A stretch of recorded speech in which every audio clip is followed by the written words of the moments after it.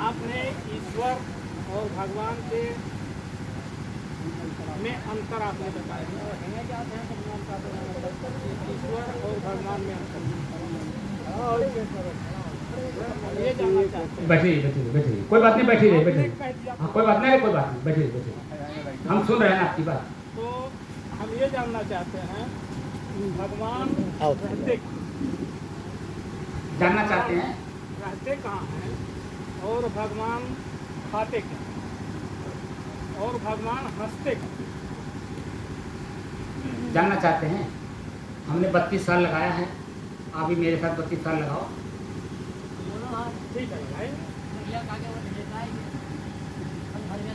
और लोग तो समझ गए और आप नहीं समझे तो आपको 32 साल लगाना पड़ेगा, क्योंकि मैं भी आपसे भी ज़्यादा मूर्ख था। वो तो संतों ने मुझे जब अपने गोद में लिया और धीरे धीरे दूध पिला करके इतना बड़ा किया है, तो वैसे आपको भी करना पड़ेगा। संतों का पहले सेवा करो और धीरे धीरे 32 साल में आप जान जाओगे कि भगवान क्या खाता है, क्या हंसता है, तो जान जाओगे। 32 दिन लगा मिलेगा तो 32 साल भाई अब उनके बात के हम क्या जवाब दें? ये तो कुतर्क वाली बात है, तो कुतर्क तो मैं करना नहीं चाहता, मैं तो समझ की बात करता हूँ और लोगों को तो समझ आ गई। अब इनके समझ में नहीं आते, समझने के लिए हाँ तो कोई बात नहीं है, तो उसके लिए आप देखिए मैंने बुरा नहीं मान रहा हूँ। चलिए आपने बात कह दिया, मैं आपकी बात को स्वीकार करने के आप लेट आए। शरीर हमारा भगवान है, तो शरीर भगवान कैसे हुई तो मैंने बताया क्या? वो तो नहीं सुने होंगे क्या? यही चीज जो शरीर के अंदर है। नहीं, भगवान शरीर हमारा है, हम नहीं हैं भगवान। शरीर हमारा भगवान है, तो शरीर भगवान कैसे हुआ? भगवान शब्द को जान लीजिए, भगवान शब्द में कितने अक्षर हैं?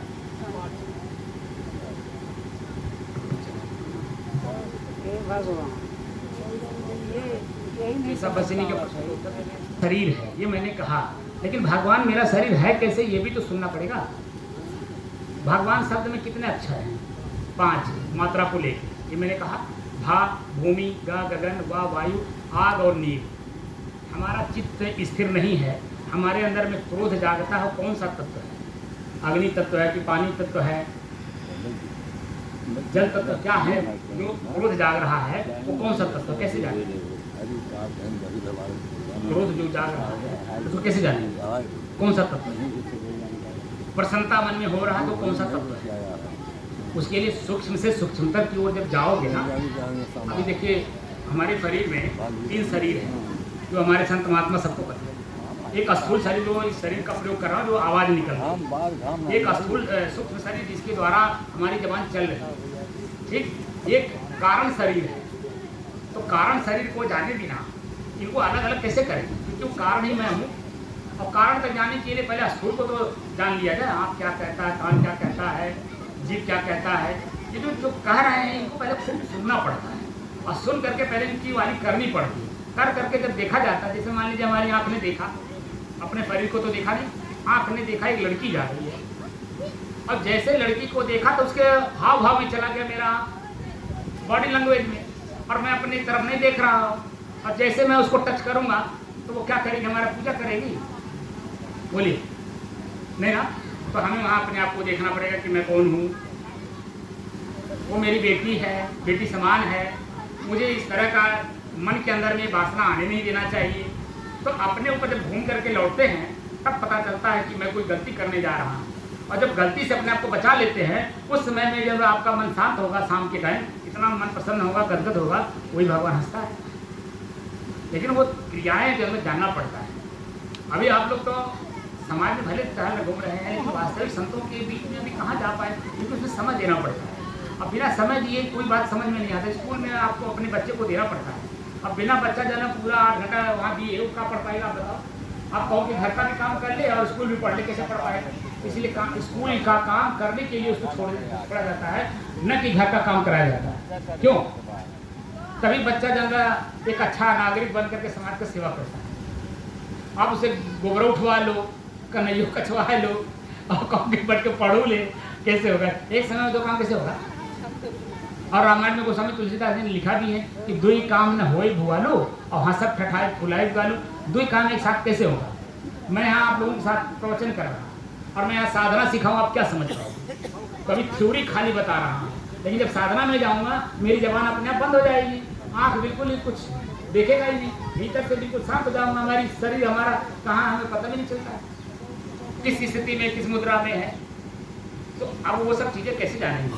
तो जानने के लिए आपको समय देना होगा इन संतों के साथ। ये जो भजन गाते हैं भजन पूरा लिखिए, और अगर पढ़े लिखे हैं तो एक एक शब्द आप उनसे टटोलिए, ये जो शब्द आप बोले हैं उसको क्या कहते हैं, हमारे अंदर में दिखाइए हमको। तो इनको अंदर में भी जो है फिर चेतना जागृत होगी कि हमारा भक्त जो है हमारा भजन सुनता तो है, लेकिन सुन करके खाली छोड़ नहीं देता है, वो क्रॉस क्वेश्चन भी करता है। अगर क्रॉस क्वेश्चन ना करिए, वकालत करिए, और क्रॉस क्वेश्चन करने वाला आपके सामने ना, तो गलती होगी कि नहीं होगी? क्यों?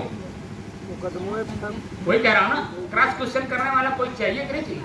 जब क्रॉस क्वेश्चन करेंगे तब ना जानेंगे कि हाँ इसके अलावा भी कुछ है। तो मैं तो अपने आप को सत्य घोषित कर रहा हूँ, लेकिन क्रॉस क्वेश्चन करने वाला तो कहेगा कि ये सत्य नहीं है, तो जज को जजमेंट करना पड़ता है एविडेंस के आधार पे। जो एविडेंस आप दोगे वहाँ पे, उसी आधार पे आपका जजमेंट कर देगा। आप सत्य हो कि मैं सत्य हूँ? बात समझ में आ गई कि नहीं? मैं तो बस ये समझ बढ़ाने के लिए आप लोगों के बीच में हूँ मैं, और यही ज़्यादा दूर नहीं, मैं मूढ़े घाट पे आप लोगों को सिखा रहा हूँ, लेकिन 2 घंटा समय देना पड़ेगा। 5 बजे से 7 बजे तक सवेरे, और 5 बजे से 7 बजे तक शाम तक, दोनों समय जब बैठेंगे हमारे साथ तब न जानेंगे कि वास्तविक स्थिति क्या है। अभी तो मैं खाली मौखिक बोल रहा हूँ, इसको प्रवचन बोलते हैं। अब प्रवचन करता तो कबीर साहब ने गधा और करछुल कहा, अब तो मैं गधा और करछुल तो हूँ नहीं, मैं तो जो हूँ वही आपको देखता हूँ कि आप भी वही हो, लेकिन थोड़ा दिशा बदल दिए हो। दिशा को सही कर दो तो मेरी तरह आप भी हो जाओ। इन लोगों को जो समझ आई है वो समझ के हिसाब से तो घर द्वार छोड़े, आज आप लोगों के बीच में हैं, आपके समझ में अभी नहीं आया। 12 देखिए वो 12 साल जब बसोगे उनके साथ तब एक ठठोली तो खैर कोई बात नहीं, आपका मन प्रसन्न हुआ, हंस दिए, मुझे यही सबसे बड़ी बात है कि आपका समझ बढ़ गया, यही मेरे लिए सबसे बड़ा उपलब्धि है। हम जो चाहते हैं हमारे बात से सामने वाला तृप्त हो, हमारा यही उद्देश्य है, संतुष्ट हो। और अगर वो संतुष्ट नहीं हो तो मेरे प्रवचन करने से क्या मतलब? पर वचन का मतलब पर माने दूसरे का, वचन माने शब्द, दूसरे के सामने दूसरे का शब्द सुना करके खाली तो व्यापार हो गया, व्यापारी हो गई। हम लोग व्यापारी तो हैं नहीं, और वैसे भी भजन महात्मा लोग गाते हैं कि सदगुरु व्यापारी, कैसे भजन गाते हैं हम लोग? सदगुरु भी व्यापारी ही है, वो व्यापार करता है, तो हम लोग व्यापार करते हैं, आपकी बात इनके साथ, इनके बात है आपके साथ, लेकिन अपने में शांत रहते हैं। क्यों ये करते हैं हम लोग? देखिए भजन भी गा दीजिए जरा, उसको जरा गा दीजिए, तो इसे खाली एक शब्द बोल दीजिए। अरे वो वीडियो में जा रहा आपका सब, हाँ मालूम है, मुझे मालूम है। अब हमारे महात्मा जी कह रहे हैं विश्राम करिए, और आइए वकील साहब आप कुछ जो कुछ कमी रह गई हो हमारे तरफ से त्रुटि, उसको आप पूरा करें। कमी कोई नहीं पूरा कर